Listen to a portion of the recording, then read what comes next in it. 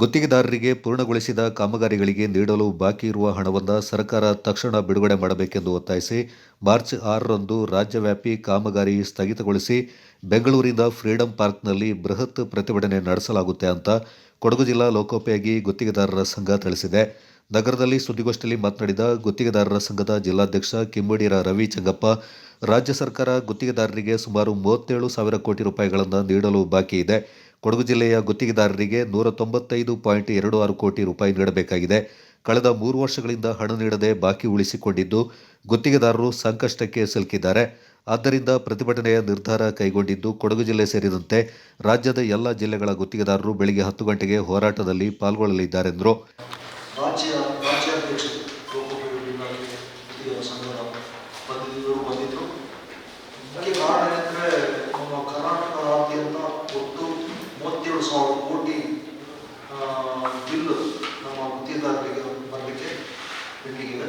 ನಂತರ ಕೊಡಗಿನಲ್ಲಿ 100 ಕೋಟಿ ಮೇಲೆ ಪೆಂಡಿಂಗ್ ಇದೆ.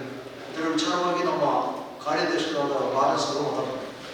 ಕಳೆದ 3 ವರ್ಷಗಳಿಂದ ನಮಗೆ ಹಣಕಾಸಿನ ಒಗ್ಗಟ್ಟು ಆರಂಭವಾಗಿದೆ. 3 ವರ್ಷಗಳಿಂದ ನಮಗೆ ನಮ್ಮ ಏನು ಕೆಲಸಗಳನ್ನ ಮಾಡಿದ್ವಿ ಇದಕ್ಕೆ ಸರಿಯಾದ ಸರ್ಕಾರದಿಂದ ಹಣ ಬರ್ತಾ ಇದೆ. ಇದಕ್ಕೆ ಇವರು ಸರ್ಕಾರ ನಮಗೆ ಕೊಡ್ತಿರೋ ಸಮಜಾಯಿಸಿಕೆ ಏನು ಅಂತ ಹೇಳಿದ್ರೆ, ಹಿಂದಿನ ಸರ್ಕಾರ ಬಜೆಟ್ ಅಲ್ಲಿ ತೋರ್ಪಡಿಸದೆ ಹೆಚ್ಚು ಕಡಿಮೆ 30,000 ಕಾಮಗಾರಿಗಳನ್ನು ನಿರ್ವಹಿಸಿದ್ದಾರೆ. ಅದು ಬಜೆಟ್ ಅಲ್ಲಿ ಆಗಲೇ ಇಲ್ಲ. ಬಜೆಟ್ ಅಲ್ಲಿ ಆಗದೆ ಮಾಡಿರೋದ್ರಿಂದ ನಮಗೆ ಆ ಹಣ ಕೊಡಲಿಕ್ಕೆ ಸಾಧ್ಯವಾಗ್ತಾ ಇಲ್ಲ. ಇದು ಒಂದು ಬಾಲಿಶವಾದ ಒಂದು ಮಾತು ಈ ಸರ್ಕಾರ ಹೇಳ್ತಾ ಇರೋದು.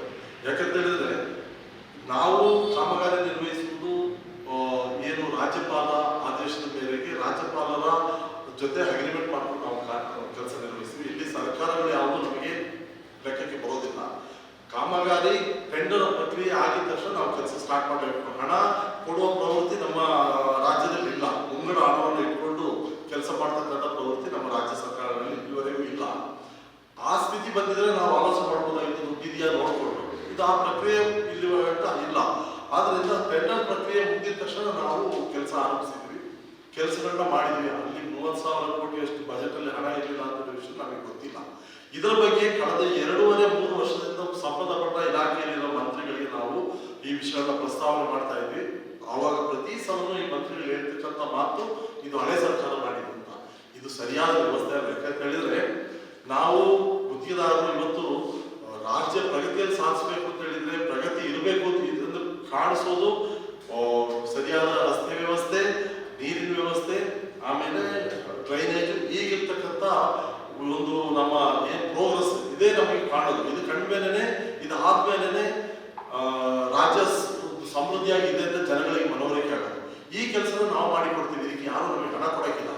ಹಣ ಕೊಡೋದು ಕೆಲಸ ಮಾಡಿ ಆದ್ಮೇಲೆ. ನಮ್ಮಲ್ಲಿರ್ತಕ್ಕಂಥ ಹಣ, ನಮ್ಮಲ್ಲಿ ಸಾಲ, ನಮ್ಮ ಚಿನ್ನ, ನಮ್ಮ ಜೀವನನೇ ಮುಖ್ಯವಾಗಿಟ್ಕೊಂಡು ನಾವು ಈ ಕೆಲಸಗಳನ್ನ ಮಾಡ್ತೀವಿ. ಅದರ ಮಧ್ಯದಲ್ಲಿ RTI ಅವ್ರದ್ದು ಗಲಾಟೆ ಇರ್ತದೆ, ಸ್ಥಳೀಯರದ್ದು ಗಲಾಟೆ ಇರ್ತದೆ. ಇದೆಲ್ಲನೂ ಹೊಂದಿಸ್ಕೊಂಡು ನಾವು ಆ ಕಾಮಗಾರಿಗಳನ್ನ ಎಲ್ಲರಿಗೂ ತೃಪ್ತಿಯಾಗೋ ರೀತಿಯಲ್ಲಿ ನಾವು ಮುಗಿಸ್ತೀವಿ.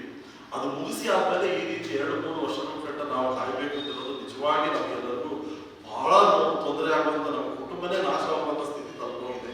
ಇದನ್ನು ನೀವು ಸ್ವಲ್ಪ ನೇರವಾಗಿ ಇದನ್ನ ನೀವು ಬರೆದು ಸರ್ಕಾರದ ಗಮನ ತರಬೇಕು ಅಂತ ನಮ್ಮೆಲ್ಲರ ಕಳಕಳಿಯ ಮನವಿ. ಅದು ಎಷ್ಟು ನೋವಿಂದ ಹೇಳ್ತಾ ಇದ್ವಿ ಅಂತ ಹೇಳಿ ಇದು ನಿಜವಾದ ವಿಷಯ. ನಮ್ಮಲ್ಲಿ ಈಗಾಗಲೇ ನಮ್ಮನ್ನು ನಂಬಿಕೊಂಡು ಸಾವಿರಾರು ಜನ ಕಾರ್ಮಿಕರು ನಮ್ಮಲ್ಲಿ ಕೆಲಸ ಮಾಡ್ತಿದ್ದಾರೆ. ಈ ಕಾರ್ಮಿಕರಿಗೆಲ್ಲ ಕೆಲಸ ಕೊಡ್ಬೇಕಾಗಿದ್ದು ವಾಹನಗಳಿಗೆ ಡೀಸೆಲ್ ಹಾಕಿ ಆ ವಾಹನ ಓಡಿಸಿ ನಾವು ಅವ್ರಿಗೂ ಕೆಲಸ ಕೊಡ್ಬೇಕಾದ್ರೆ ನಮ್ಮ ಕರ್ತವ್ಯ. ಕೆಲಸ ಇಲ್ಲ, ಕೆಲಸ ಮಾಡಲಿಲ್ಲ ಅಂತಂದ್ರೆ ಅವ್ರ ಜೀವನಕ್ಕೂ ಕಷ್ಟ ಆಗ್ತದೆ. ಅವ್ರ ಜೀವನಕ್ಕೆ ಕಷ್ಟ ಆಗೋದ್ರಿಂದ ನಾವು ಮತ್ತೆ ಸಾಲ ಮಾಡಿ ಅವ್ರಿಗೆ ಹಣ ಕೊಡಬೇಕು. ಆ ಹಣ ಕೊಟ್ಕೊಂಡು ನಾವು ಬರ್ತಾ ಇದ್ದೀವಿ ಕಳೆದ 2 ವರ್ಷದಿಂದ.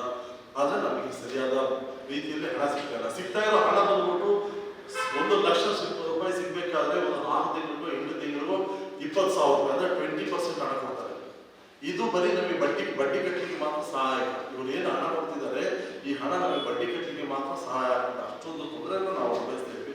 ಅದನ್ನ ಸರ್ಕಾರ ಮನೆಗಳು ಕಂಡುಬಿಟ್ಟು ನಮ್ಮ ಒಡವೆ ಇವುಗಳನ್ನೆಲ್ಲ ನಾವು ಇಟ್ಕೊಂಡು ಮಾಡಿರೋದ್ರಿಂದ ನೀವು ನಿಜವಾಗಿಯೂ ನಿಮಗೆ ಮಾನವೀಯತೆ ಇದ್ದರೆ ಇದನ್ನು ಮಾಡ್ಕೊಳ್ಬೇಕು ನಾವು ಹೇಳ್ಬೋದಾ ಇದ್ವಿ. ಗೋಷ್ಠಿಯಲ್ಲಿ ಖಜಾಂಚಿ ರವೀಂದ್ರ ರೈ, ಕಾರ್ಯದರ್ಶಿಗಳಾದ ಲಾರೆನ್ಸ್, ಅರುಣ್ ಕುಮಾರ್, ಉಪಾಧ್ಯಕ್ಷ ರಾಜೀವ್ ಆಲೋಚನಾ ಹಾಗೂ ಸಂಘಟನಾ ಕಾರ್ಯದರ್ಶಿ ಕೆ ಬಾಬು ಪಾಲ್ಗೊಂಡಿದ್ದರು.